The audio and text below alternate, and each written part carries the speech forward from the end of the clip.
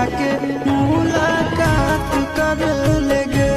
आगे सुनाया रावा हो भरती पटनावा में आके मुलाकात कर लेगे। आगे चली जाइबौ छोड़ी के दुनिया विदाई अपने हाथ कर लेगे। आगे सुनाया रावा हो भरती पटना